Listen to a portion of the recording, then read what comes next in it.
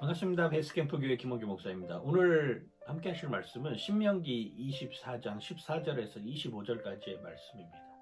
신명기 24장 14절에서 25절 말씀 가운데 중요하게 반복되는 단어가 있습니다. 18절에서도 그렇고 25절에서도 그런데 18절 말씀은 이렇게 표현합니다. 너는 애굽에서 종되었던 일과 내 하나님 여호와께서 너를 거기서 속량하신 것을 기억하라. 이러므로 내가 내게 이 일을 행하라 명령하노라. 25절 말씀도 22절 말씀도 이런 말 표현합니다. 너는 애굽 땅 종되었던 것을 기억하라. 이러므로 내가 내게 이 일을 행하라 명령하노라. 과거에 종되었던 것을 자꾸 기억하라고 합니다. 종살이 참 힘들었잖아요. 종살이 하면서 가진 수모를 겪은 것은 당연한 거고 노역을 함에 있어서도 너무나도 힘든 여정이었는데 왜 하나님 자꾸 종살이 했던 그때를 기억하라라고 하는 것일까요?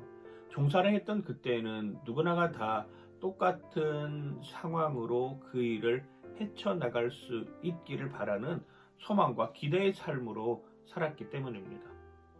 종살이 했을 때는 누가 더 많이 갖고 더 적게 갖고 이거에 대해서 크게 차별하지 않았다라고 하는 것입니다. 옆집 사는 순이 엄마나 또 이웃집 사는 철이 엄마나 똑같이 평등하게 비슷한 삶을 살아갔다라고 하는 것이죠. 그런데 이제 가나안 땅에 정착을 하다 보니까 어떤 사람들은 많이 갖는 부자의 삶을 살아가는 것이고 어떤 사람들은 적게 갖는 삶을 살아가는 것입니다. 우리가 계속 말씀을 보면서 느끼는 것은 부자는 부자로서의 가치를 가지고 거룩함으로 나아가야 되는 것이고 가난한 사람도 마찬가지로 가난한 사람들의 가치를 가지고 거룩함으로 나아가야 된다라고 하는 것입니다. 이게 잘 확립되면 부자든지 가난한 사람들이든지 똑같은 마음으로 그리스도의 사랑을 실천할 수 있는 것이죠. 전당포에 물건 하나 맡기는 것도 그런 모습이지 않습니까? 내 전당포에 물건을 맡기는데 내 생계와 관련된 물건이면 그 전당포 주인이 그걸 해가 지기 전에 돌려주어라 라고 하는 것이죠. 그래야 살아갈 수 있는 여건이 되는 것이니까요. 그리고 전당포 주인은 자기가 원하는 물건을 집에 가서 컨택해 와서 그 물건 가지고 값을 매기는 것이 아니라 이 사람이 가지고 온 물건을 가지고 값을 매겨야 된다라고 분명하게 이야기를 하고 있었던 것입니다. 그렇습니다.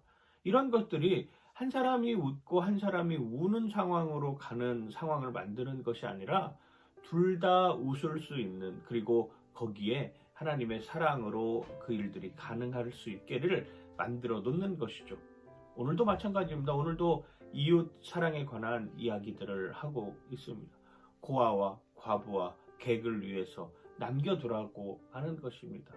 네 거 가질 수 있는 그건데 너 다 갖지 말고 고아와 과부와 객을 위해서 남겨두어라 라고 하는 것을 우리에게 보여주고 있는 것이죠. 2014년도에 용인에 있는 한 초등학교에서 운동회를 하였습니다. 6학년 친구들인데 자기 반 친구 중에 연골무형성증을 가진 친구가 있어요. 그 연골무형성증을 가진 친구가 초등학교 6학년을 내내 동안 달리기를 하면 꼴찌를 한 거예요. 그래서 친구들이 선생님과 이야기를 해서 졸업하기 전에 이 친구와 함께 좋은 추억을 만들어주고 싶다라고 이야기를 하고 운동회 날 총소리가 딱 울리자 친구들끼리 서로 손을 잡기 시작합니다. 그리고 그 연골무형성증을 가진 친구와도 같이 손을 잡고 똑같이 결승점을 통과하는 이런 기사가 난 적이 있습니다. 그렇죠. 이런 게 바로 사랑을 실천하는 모습 아니겠습니까? 나 혼자 잘 달릴 수 있죠, 충분히. 나 혼자 그거 감당해낼 수 있죠. 그런데 같이 갈 수 있는 여건을 만드는 거, 그리고 우는 사람을 신경 써주는 거, 동네에 우는 사람이 없게 만드는 것이 마을의 목적인 아프리카 부족들도 있잖아요. 우분투라고 하는 이야기 들어보셨나요? 내가 있어야 내가 있다라고 하는 것이죠. 한 학자가 아이들을 데리고 아프리카에 있는 아이들을 데리고 뭐 실험을 하나 했어.